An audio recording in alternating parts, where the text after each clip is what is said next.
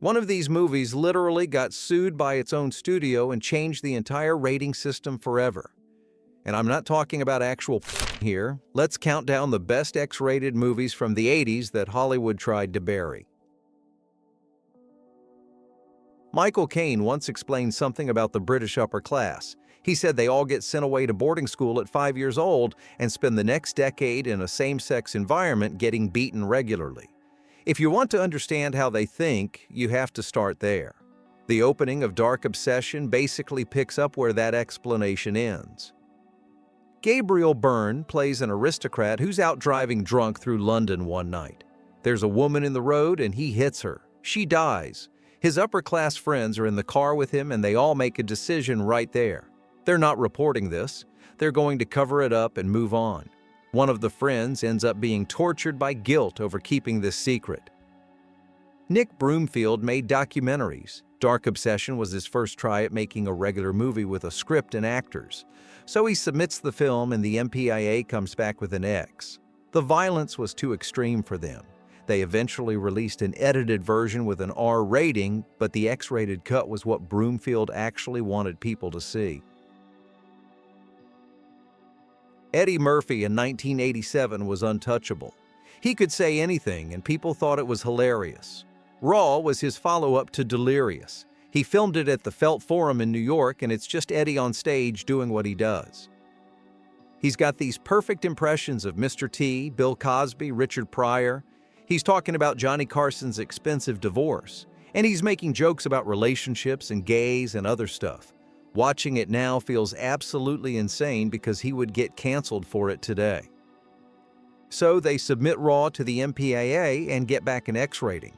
Not for anything visual, Eddie's just standing there talking. It was purely the language. He just said too many bad words the MPAA didn't want in an R-rated movie. So they started editing. Cut some stuff, resubmit, still X-rated.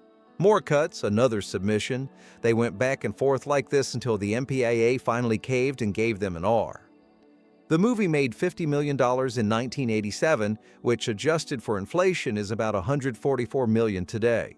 It's still the highest-grossing stand-up comedy film ever released. More than 30 years later, nothing's beat it. Paul Verhoeven got handed the RoboCop script and immediately threw it in the trash. He read it, didn't understand it, tossed it. Someone gave it back to him and he did the same thing again. The problem was Verhoeven completely missed the satire. He thought it was just another action script and he wasn't interested. His wife ended up fishing it out of the garbage. Once she explained it, Verhoeven finally got it, and when he got it, he became completely obsessed with making the movie. So he shoots RoboCop exactly the way he wants to shoot it, submits it to the MPAA. They watch it and immediately give him an X rating. Say it's too violent and way too extreme. Verhoeven cuts some of the bloodier scenes out and resubmits. They give him another X. He cuts more and gets another X. This goes on and on. After about the 8th rejection, Verhoeven started getting creative. Instead of just hacking out more violence, he added these ridiculous fake commercials into the news broadcast segments. Upbeat, silly ads that made the overall tone lighter. The MPAA watched that version and finally agreed to give him an R rating. RoboCop came out in July 1987 and made over $53 million. It even won an Oscar. And years later, the X-rated version with all the violence intact started showing up on home video. So people eventually got to watch the movie the way Verhoeven intended. Sam Raimi had one goal when he made The Evil Dead: make the most violent, bloody movie humanly possible. He didn't care about the censors and didn't care about getting banned. He just wanted to see how far he could push it.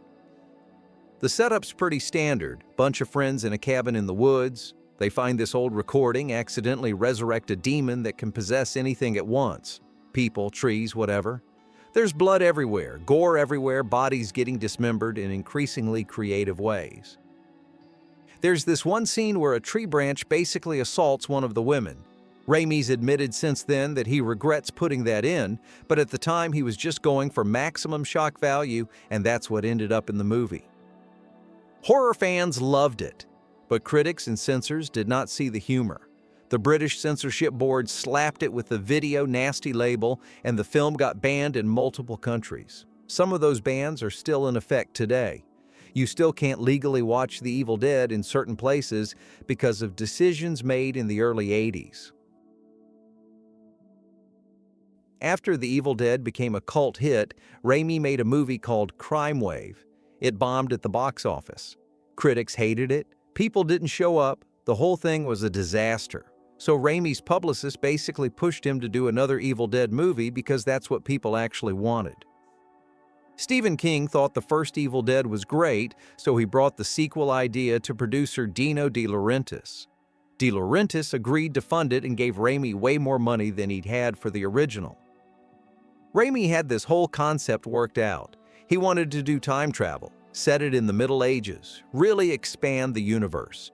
De Laurentiis told him, no, just make it like the first one. So Raimi went back to that same cabin in the woods and did the exact same thing as before, just with a bigger budget and even more blood. De Laurentiis' company was part of the MPAA, so Raimi was contractually required to make something that could get an R rating. He turned in the finished film and the studio executives took one look at it and knew there was no way. It was getting an X for sure. The head of marketing said if they cut it down enough to get an R rating, the movie would have been about 62 minutes long. They would have had to gut the entire thing. So the studio made a decision. They weren't going to submit it to the MPAA at all.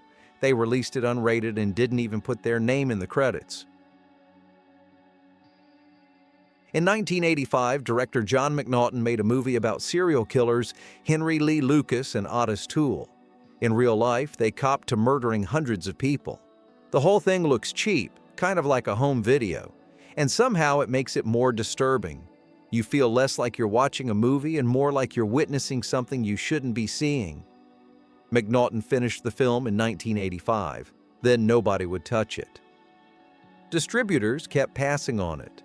There were legal concerns about basing it on real people, but mainly it was just too creepy. Nobody wanted to be the company that put this thing in theaters. So McNaughton started taking it to film festivals instead, just trying to get anyone to see it. In 1989, he screened it at the Telluride Film Festival, and Roger Ebert happened to be there. Ebert gave it 3.5 stars and wrote about it, and suddenly distributors were interested. The film finally got a proper theatrical release in 1990, 5 years after it was made. And it wasn't marketed as some exploitation flick or cheap slasher. Michael Rooker's performance as Henry turned it into this intense character study that got taken seriously on the festival circuit. Helen Mirren starred in an X-rated movie in 1989. She'd already done Caligula, so it wasn't exactly new territory for her. Mirren plays a woman married to a sadistic crime boss played by Michael Gambon, and she's so bored and miserable that she starts having an affair right there in their own restaurant. Director Peter Greenaway made it as a wild morality play where nothing was off limits. There's lots of graphic violence, nudity, and sex scenes. There's even a scene involving cannibalism. The MPAA looked at it and told Miramax, you can either cut it down for an R rating or we're giving you an X. Greenaway refused to cut anything, so they went unrated instead because by 1989 the X rating meant and that was it. Didn't matter that it was an international co-production from the UK and France with serious artistic ambitions. That X would have killed it. Miramax bought the rights for $500,000 and released it in New York in April 1990. It made $7.7 million in the US, which for an unrated film was actually pretty good. Alejandro Jodorowsky stopped making movies in 1980. He'd made The Holy Mountain in 1974, which became a legendary cult film. Then he was supposed to direct Dune, the Frank Herbert sci-fi epic, and that project completely collapsed. After that, he just gave up on cinema and moved to France to write comics. Then in 1989, someone convinced him to come back and make Santa Sangre. The movie got an X rating purely for extremely graphic violence. It's a surrealist psychological horror film set in Mexico about a guy named Phoenix who grew up in a circus. He escapes from the mental asylum to find his mother, who's the leader of a religious cult and has no arms. He becomes her arms, basically, and she forces him to commit murders for her. It's beautifully shot and completely insane. The X rating meant Santa Sangre got almost no release in the United States. It only played in a handful of theaters. Roger Ebert watched it and called it one of the greatest horror films ever. Empire magazine put it on their list of the 500 greatest movies of all time. But basically, nobody in America saw it when it came out because of an X rating. Pedro Almodovar made Matador in 1986 with a very young Antonio Banderas, years before he became a Hollywood star. It's about a student bullfighter who confesses to murders he didn't commit, and it interweaves sex and violence through bullfighting in ways that made the MPAA extremely uncomfortable. It didn't get rated until 2005, and when it finally did, they gave it an NC-17 for what they called aberrant sexuality, including violence. Almodovar later admitted that the opening sex scene wasn't simulated, it was real. Almodovar himself considers it one of his two weakest films. But if you look at Rotten Tomatoes today, Matador has a 93% approval rating. 40 years later, critics love it. It's a mix of comedy and tragedy and crime film and bullfighting movie, and apparently it holds up. Some people complained that the explicit sex and violence made it feel like exploitation. But the film's way more creative and well-made than any actual exploitation film from that era. Here's the one that killed the X rating. Almodovar and Banderas teamed up again for a romantic comedy about a mentally unstable young man. He gets released from a psychiatric hospital and immediately kidnaps a drug-addicted former adult film star he slept with once. His plan is to keep her tied up until she falls in love with him. Of course, the MPAA gave it an X rating immediately, but Miramax and Almodovar looked at that and said no, it's not pornography, just a romantic drama, and giving it an X is going to destroy any chance it has in America. So in 1990, they sued the MPAA. Their argument was simple. The X rating had become so synonymous with that slapping it on a serious film was arbitrary and unfair. It would marginalize distribution and kill the box office. A New York judge sided with the MPAA and upheld the rating. Miramax lost the case. They ended up releasing the film unrated. But the lawsuit worked anyway, because Almodovar wasn't the only filmmaker complaining. The MPAA had been catching heat from other directors.